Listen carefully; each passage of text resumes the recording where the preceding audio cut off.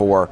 They've been able to shed more light. They say based on new analysis, Flight 370 flew along the south quarter, the last position in the middle of the Indian Ocean, far from any landing sites. He said somberly, according to this new data, flight MH370 ended in the southern Indian Ocean. There has been so much question, obviously, for the last 2 weeks, more than last 2 weeks now, about this. This is the most definitive statement we have heard from Malaysian officials. I'm here with Richard Quest here in New York.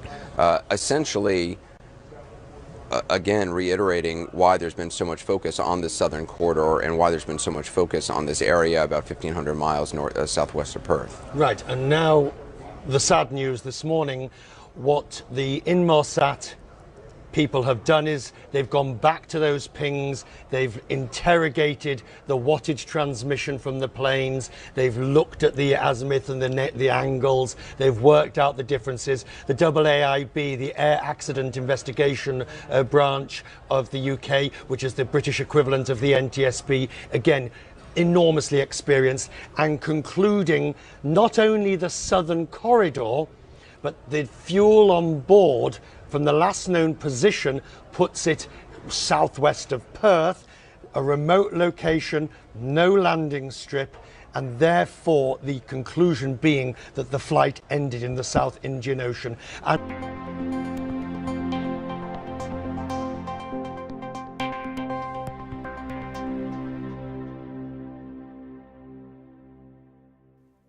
As the mystery of Malaysia Airlines Flight 370, the Boeing 777 bound for Beijing that vanished seemingly without a trace, approaches the 2-week mark, the talking heads of the corporate news networks are becoming increasingly desperate to fill the 24/7 news cycle with meaningless speculation and blather. In their desperation, they have even turned to speculation on a subject long shunned as outlandish conspiracy theory by these very same networks: the possibility of remote control hijackings of commercial passenger jets. The latest theory is the flight could have fallen victim to the world's first cyber hijack. In an interview with the UK's Sunday Express, Dr. Sally Leversley, a former Home Office scientific advisor, said she believed malicious codes triggered by a mobile phone or a USB stick could have been able to override the aircraft's security system. This could then change the plane's speed, altitude and direction by sending radio signals to its flight management system. In April last year, Hugo Tesso, a security consultant, described how aircraft hacking was possible during a lecture at a computer hacking conference. The speculation is prompted in part by a report in the Federal Register last November noting that several models of 777, including the 777-200 model used for Flight 370, were susceptible to outside attack. Question mark headlines musing about the possibility of such a cyber hijacking serve to obscure or even deny a very important point. The first such cyber hijackings most likely took place over 12 years ago, on September 11, 2001, using technology that was tested, proven, and available long before that infamous date. Although unmanned aerial vehicles, or UAV, like the Global Hawk, Predator, and Reaper drones used in the US's illegal extrajudicial assassination program, are thought of as cutting-edge military hardware, UAVs of various sorts have been used since August 22, 1849, when Austria launched 200 pilotless, bomb-filled balloons on the city of Venice. Development of UAVs continued with radio-controlled drones and pilotless torpedoes developed in World War I, the creation of the U.S. Air Force's pilotless aircraft branch in 1946, the deployment of military UAVs in the Vietnam War, Israel's development of the first drone with real-time surveillance capabilities in the Yom Kippur War, and U.S. use of the technology in Grenada before the birth of the modern era with the extensive deployment of Pioneer drones in the first Gulf War. When it comes to the remote control of civilian aircraft, President Bush stated in late September 2001 that he would devote federal funds to developing new technologies for combating the threat of hijacking, including remote control technology. And we will look at all kinds of technologies to make sure that our airlines are safe, and for example, including technology to enable controllers to take over distressed aircraft and land it by remote control.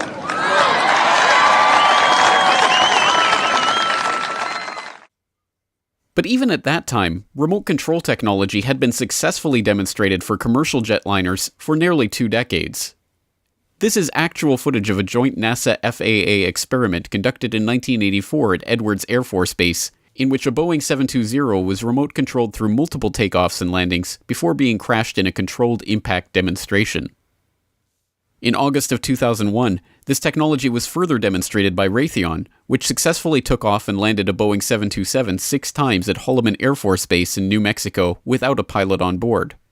Raytheon also developed a sensor suite for the Air Force's Global Hawk drones, and Raytheon Network-Centric Systems has recently won multiple contracts to help develop advanced communication systems for the E-4B, the U.S. government's so-called doomsday plane that was spotted above the White House shortly before the strike on the Pentagon, and which has since been confirmed was one of 4 functioning doomsday planes operating in the skies on that day. It appeared overhead just before 10 a.m., a 4-engine jet banking slowly in the nation's most off-limits airspace, on the White House grounds and the rooftop, a nervous scramble. About 10 minutes ago, there was a white jet circling overhead.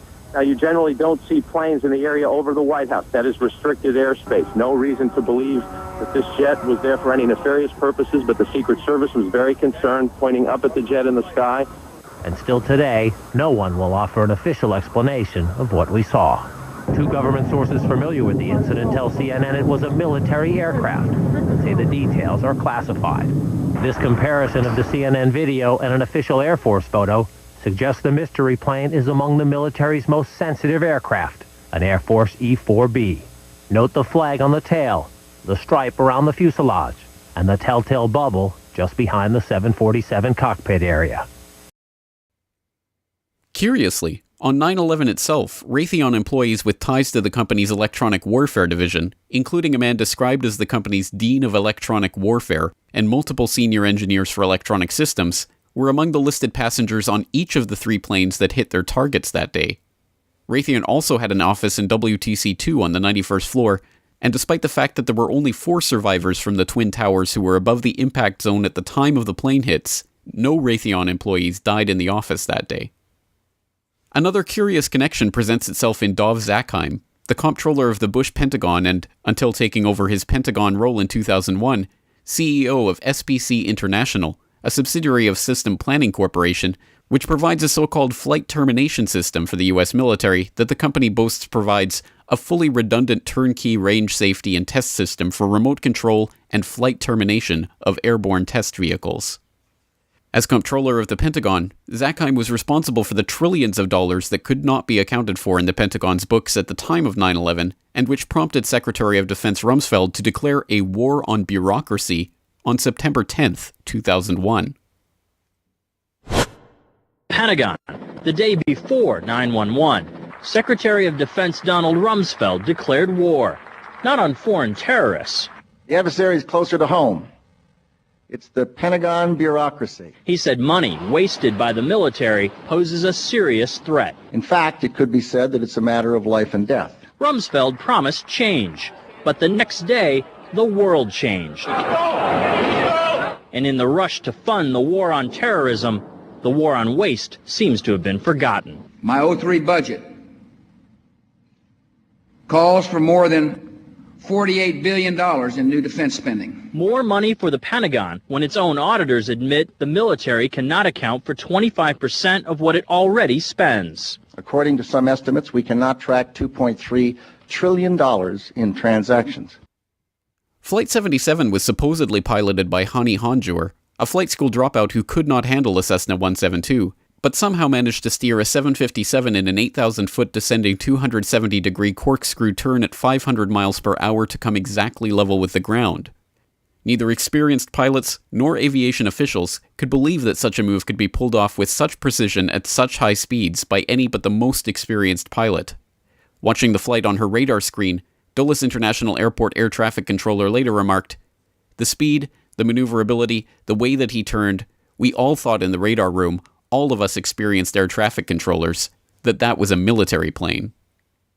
By what we are expected to believe is a massive coincidence, the flight ended up hitting the Pentagon in the budget analyst office, where the DoD staffers overseen by Zakheim were working on the question of the missing trillions. This is a picture of the location of the victims of the Pentagon attack that was released as part of the prosecution exhibits at the trial of Zacarias Moussaoui. It depicts the offices that were destroyed in the attack, including the office of Resource Services Washington, a team of 65 civilian accountants, bookkeepers, and budget analysts, 34 of whom died on September 11, 2001. As a Pittsburgh Post-Gazette article of December 20th, 2001 noted, Robert Jaworski, the director of the office, was faced with the task of choosing which of his colleagues' funerals he would attend because he could not physically attend them all. The office's role in processing information regarding the unaccounted for $2.3 trillion has never been established by outside researchers, and in fact has never even been inquired into by professional journalists. An Arlington County after-action report on the rescue and cleanup response at the Pentagon, however, notes that, quote, it was also the end of the fiscal year, and important budget information was in the damaged area. As 9/11 researcher Aidan Monahan told the Corbett Report in 2011, the remote control hypothesis also makes sense of various anomalies in the flight path of United 175 that hit World Trade Center 2. Well, there are many video clips of United Airlines Flight 175 striking World Trade Center Building 2 on September 11. And there was one in particular I noticed when looking around at different clips that captures most of the last 13 seconds of the flight of United 175 as it approached World Trade Center 2. And in fact, it does capture virtually all of the last 8 seconds. And what I noticed during this clip was as the plane approached, and the angle of the camera was such that you could actually see the angle of the bank angle of the aircraft with respect to its location, with respect to the building as it was approaching. It just was a very ideal, almost type of shot. And what one can notice is that the plane begins its banked 20-degree turn about 1.5 miles from the building, and without correction, would have been able to strike the building from that distance, which is, in my opinion, a rather remarkable feat for an untrained pilot. What it does require is the precise coordination of at least 2 factors: the selection of a correct bank angle from the given location from where you are making this turn, and also traveling at a rate of 799 feet per second, the initiation of this turn at the precisely correct time. Because the turn that we observe, had it started rather a second sooner even or later than observed, means the plane misses the building by 799 feet necessarily. And in my view, possibly suggested the role of flight control computers or other avionics and autopilot systems, as opposed to the unproven allegation of hijacker pilots in control of these airplanes.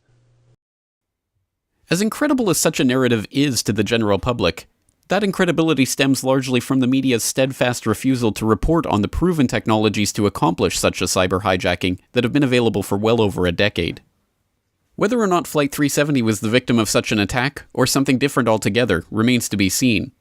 But the many pieces of the 9/11 puzzle pointing to the use of remote-controlled technologies to pilot the flights on that fateful day, from Raytheon's test flights of remote-controlled passenger jets, to Zachheim's involvement with a company responsible for remote-control flight termination systems, to the precision of United 175's bank angle and turn start time, to the presence of the E-4B doomsday planes in the skies that morning, provide a compelling counter-narrative to the tabloid press's claim that Flight 370 may be the first example of cyber hijacking.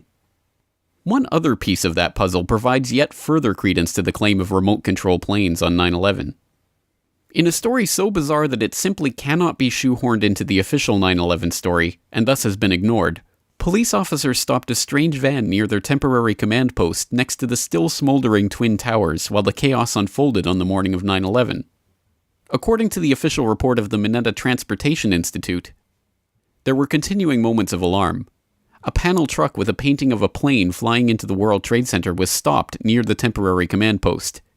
It proved to be rented to a group of ethnic Middle Eastern people who did not speak English. Fearing that it might be a truck bomb, the NYPD immediately evacuated the area, called out the bomb squad, and detained the occupants until a thorough search was made. The vehicle was found to be an innocent